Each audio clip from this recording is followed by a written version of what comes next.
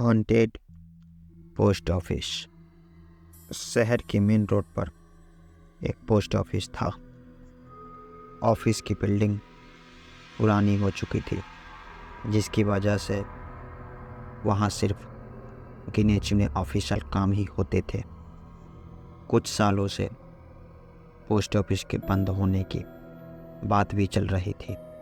शहर में ऐसे हजारों पोस्ट ऑफिस होने के बाद भी उसी बिल्डिंग का फेमस होने का एक राज भी था।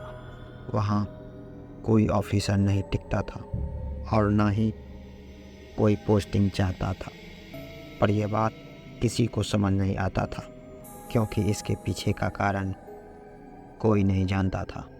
5 अगस्त को वहाँ फिर एक नए ऑफिसर की पोस्टिंग हुई।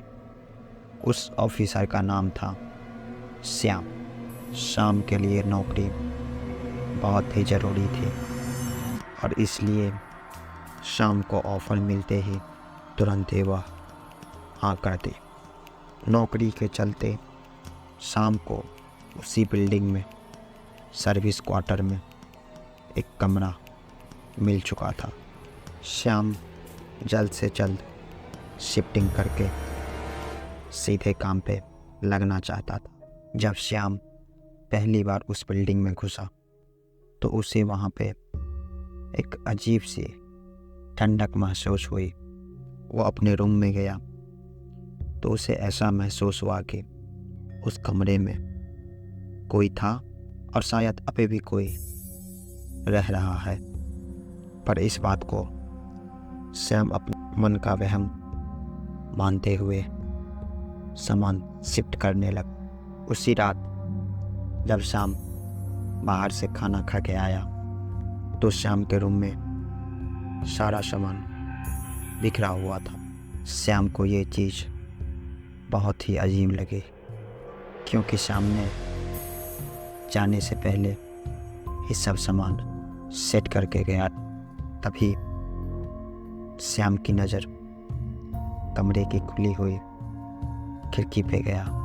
श्याम ने सोचा कि शायद हवा से चीज़ें बिखर गया होगा। श्याम बहुत थका हुआ था, उसी वजह से श्याम सीधा जाके सो गया। अचानक आधी रात श्याम के दरवाजे पर किसी ने जोरों से खटखटाया, जिसके कारण श्याम का नींद टूट गया।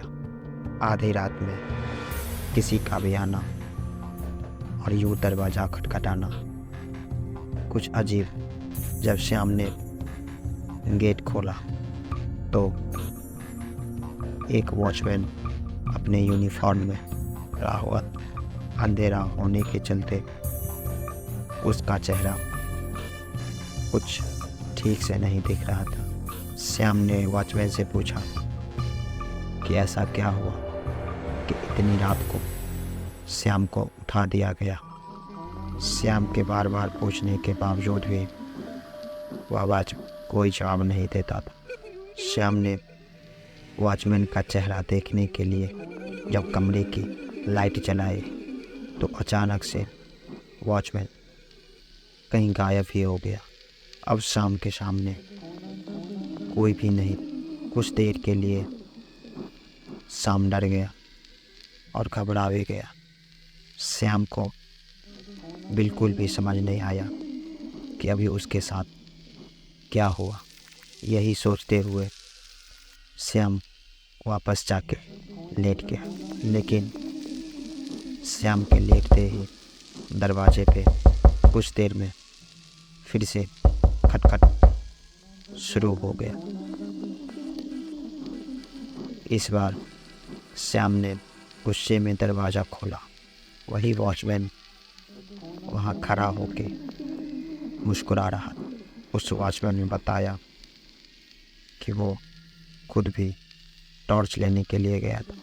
वॉचमैन ने बताया कि वो पास के लॉज में रहता है और वो सालों से उस बिल्डिंग का देखभाल कर रहा है। वॉचमैन ने बताया कि शायद श्याम के कमरे का नल खुला हुआ है, जिसकी वजह से टंकी खाली हो गया है और इसीलिए उसने इतनी रात में श्याम को उठाने आया था।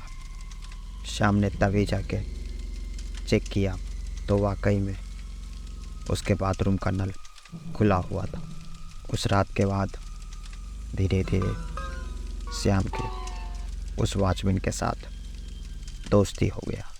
उन दोनों की रोज़ बहुत सारी बातें होती थी। उस वॉचमैन की इवनिंग शिफ्ट होने के चलते वह शाम होने के बाद ही आता था। ऐसा करते हुए कई महीना हो चुका था।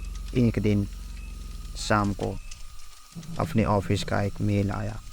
मेल में ऑफिस से जुड़े कुछ डिटेल्स था, पर ईमेल पढ़ते हुए श्याम एकदम चौंक गया।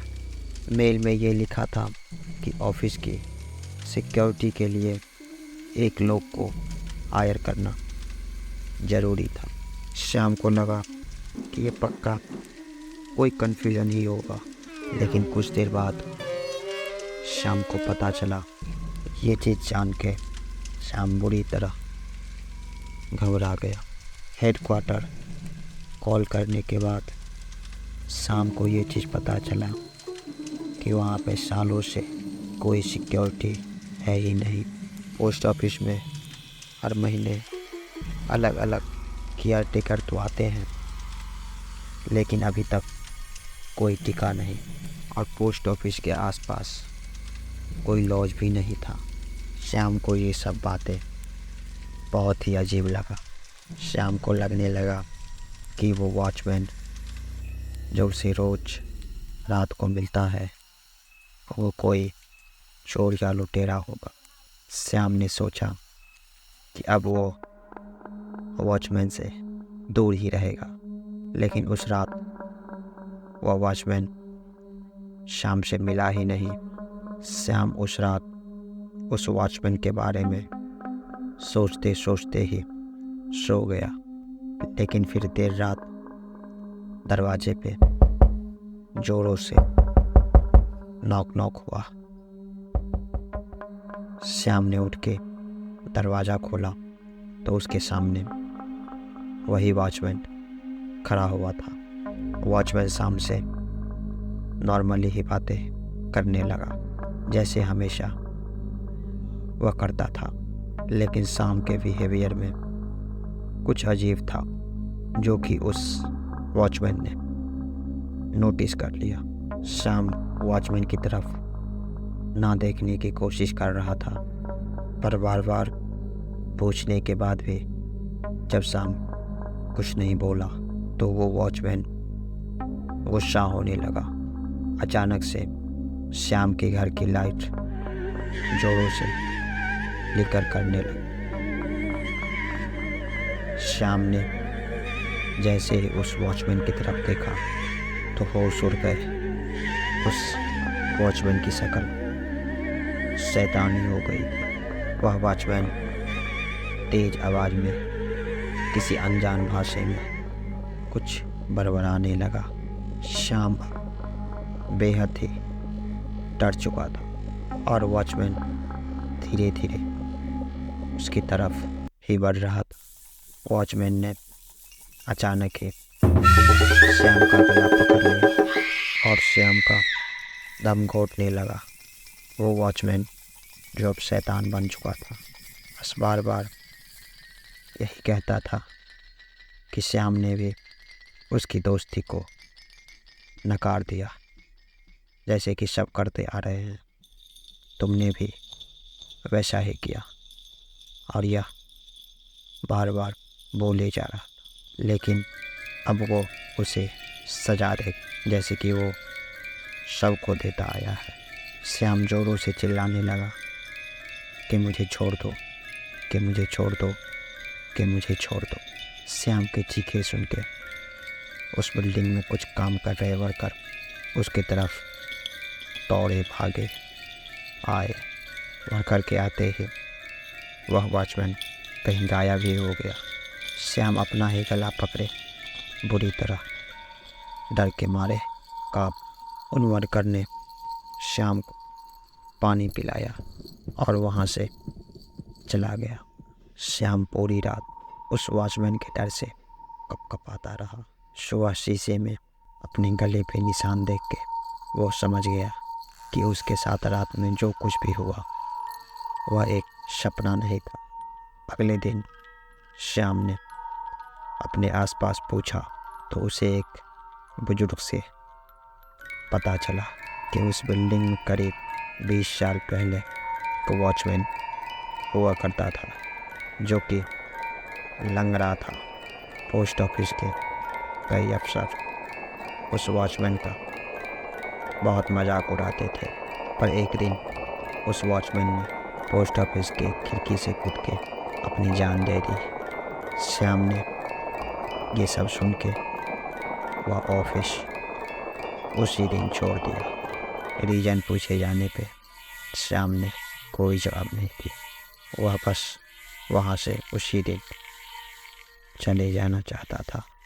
श्याम शायद इस भयानक एक्सपीरियंस को कभी भूल नहीं पाएगा और उस पोस्टमैन और उस पोस्ट ऑफिस में उस वॉचमैन की आत्मा एक दोस्त के तलाश में आज भी भटक रही होगी।